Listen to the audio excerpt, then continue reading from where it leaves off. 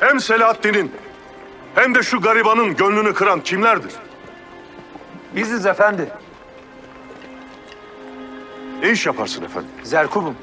İşin altınla öyle mi? Doğrudur. İşimiz altındır. Peki işlediğiniz mücevheratın güzelliğinin sebebi nedir? Ne olacak? Özü olan altındır işte. İşte bunu bilip, bunu görüp insanın özünü göremeyecek kadar amasınız o halde. Bu özü anlayamayacak kadar idrakten uzaksınız. Vallahi de billahi de.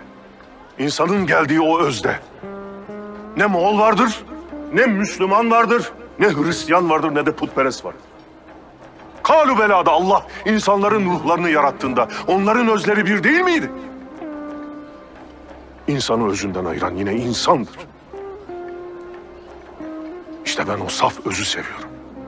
Hem Selahaddin Zerkub'da hem de bu garibanda o öz vardır işte. Bir dönüp kendinize bakın. Bendeki öz nerededir? O öz nerededir de benim dilimden şer dökülmektedir. Bu söylediğimi unutmayın. Allah aşkına unutmayın. 72 millete bir gözle bakmayan, halka müderris bile olsa, hakikatte asidir.